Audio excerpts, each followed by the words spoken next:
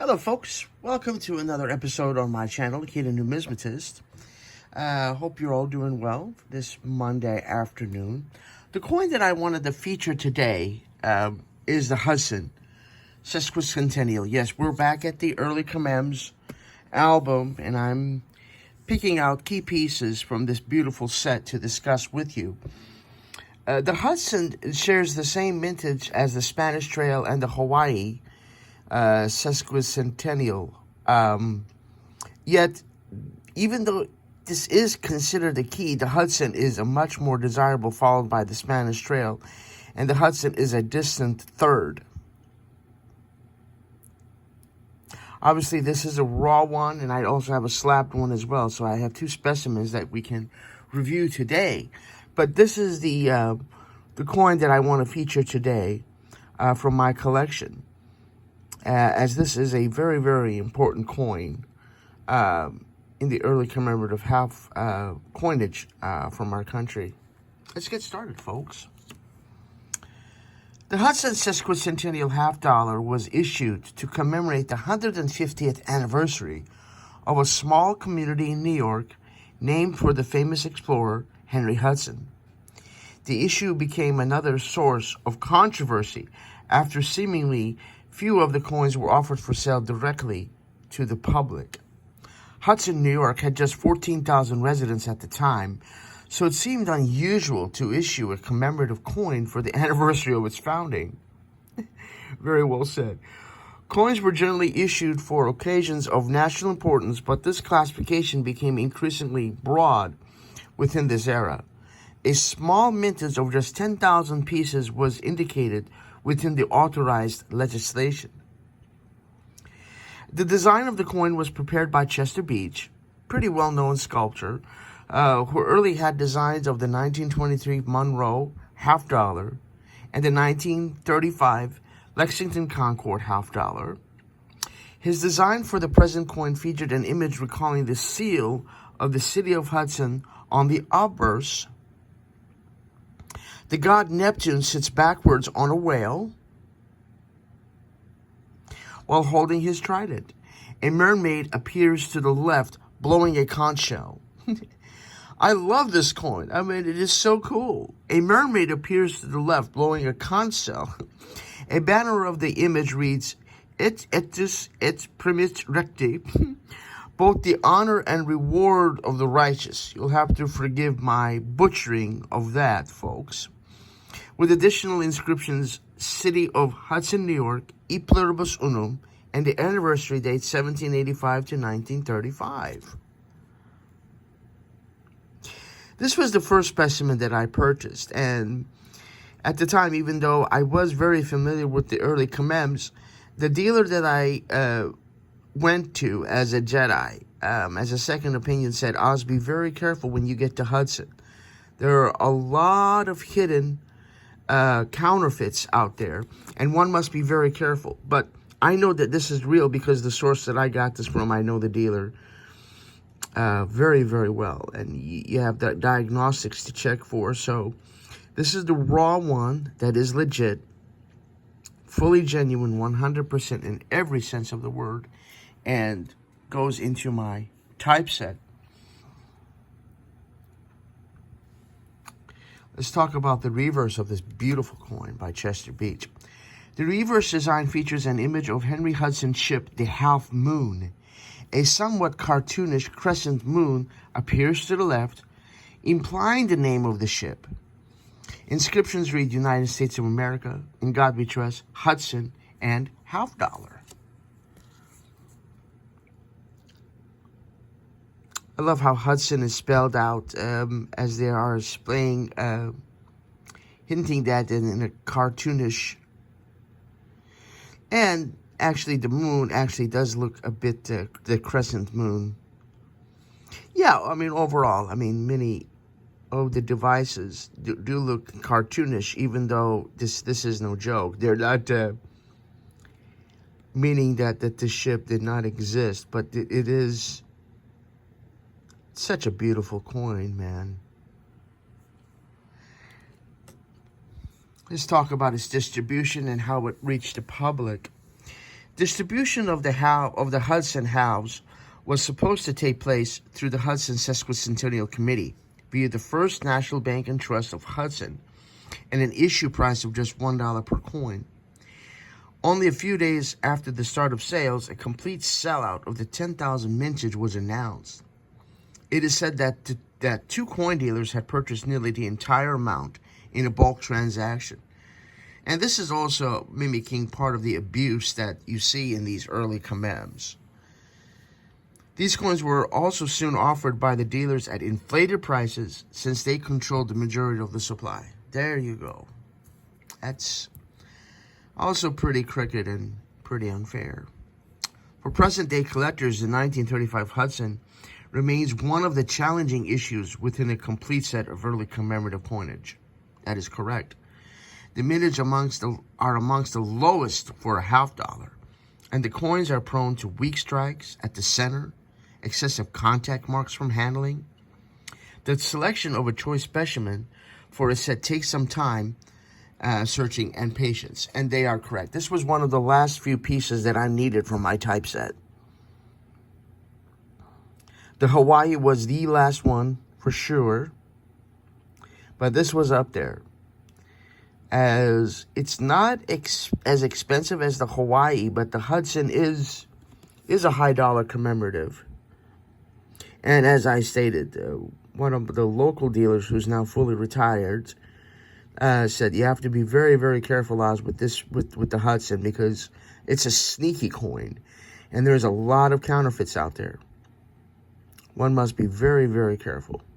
You see a lot of counterfeits of the Spanish Trail and the Hawaii and Antietam and Gettysburg, even San Diego. And you wouldn't expect a Hudson to be that corrupt, but unfortunately it is. I took this from my 2012 Red Book because I loved how compacted the description was. This souvenir half dollar marked the 150th anniversary of the founding of Hudson, New York, which was named after explorer Henry Hudson.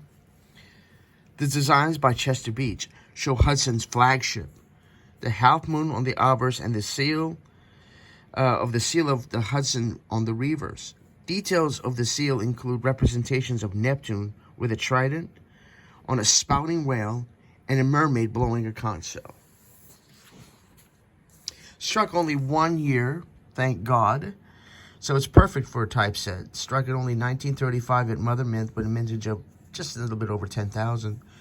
The designer was Chester Beach. They're all 90% silver, 10% copper. The weight 12.5 grams, diameter 30.6 millimeters. And this is the public law that authorized the striking of this coin. And the maximum authorized mintage was 10,000. Although the half dollars were initially issued for $1 a piece, most of the mintage was quickly bought by speculators who quickly increased the prices to $5 or more per coin. One coin dealer alone was believed to have purchased 7,500 of the 10,000 coins minted, and this is exactly what they are saying back here. So even the Hudson, unfortunately, had abuse. Yeah, let's see what our brother David Hall says about this beautiful coin. We got to get David Hall's perspective on this coin because, you know, he knows what he's talking about. He's not an idiot. Well above a professional numismatist. Today, the Hudson half dollar is one of the scarcer silver commems. But in the time of its issue, the Hudson was subject to controversy and distribution abuse. The event commemorated the 150th anniversary of the founding of the city of Hudson, population of 14,000 at the time, and it was pretty obscure to begin with. The original issue price of $1 per coin, but it was rumored that one dealer had purchased 7,500 of the 10,000 at 95 cents each. He or someone apparently held the hoard off the market as prices in the aftermarket soon reached $9 a piece. Collectors were outraged, but this was a situation often repeated in the 1934 to 39 commemorative era, as I've stated. A lot of abuse that happened in these beautiful coins, and that's unfortunately a sad fact in this hobby. And oftentimes in life we see abuse happening. And like I said, this is where it resides. And there's only 1 year, unlike the Arkansas that spanned. And then here's the key that a lot of numismatists says that the Hawaii is the key to the series. But the Hudson is definitely considered a key as well. Today, Hudsons are highly prized by commemorative collectors, especially in gem condition. The typical Hudson grades 63 to 65 on the MS scale. There are some circulated grade examples, but the vast majority of Hudsons are mid-state. That is correct. I haven't seen any circulated below mid-state in any show, or small shows for that matter. Superb mid-state 66 examples are rare, and there are only about a handful of MS67 examples known. Most Hudsons have semi-frosty luster, and many are toned to various degrees. That is correct. Strike can often be somewhat of an issue, and sophisticated collectors look for specimens with fully struck sails. That is correct. This is not fully struck. This is a lower mid-state Hudson, this raw one here. And we'll examine my graded one here in a second. But among the two here, the raw one that's part of my set is a lower mid-state. They're both mid-states. And as you can see here, this is a 64. How I came across this beautiful one is I had this one first, and then I was at an estate auction a few years back. And this came up to bid. And the opening bid was very, very fair. And I had to snatch this up because, you know, as I stated, one of my well-respected Jedis here in town said, Oz, be careful with the Hudson, man. You got to know what you're doing. And before I even purchased my raw one, I went to that same dealer, and he said, yeah, it's real. You did good, Oz. But you can see, folks, that this is clearly a much higher mid-state. I mean, much more sharp, much more well-struck. Hence, it is deserving of a 64 by PCGS. Full of luster, and that's the toning that our brother David Hall is mentioning. Beautiful piece. Definitely one of my favorites in the early commems. I probably would have to go with the Hawaii as my favorite. I love the Spanish Trail as well. But the Hudson is just how artistic it is. I mean, as I stated, you know, how cool it is to have Neptune, you know, and you have Henry Hudson's ship, the Half Moon. The god Neptune sits backwards on a whale. I mean, how cool is that? While holding his trident.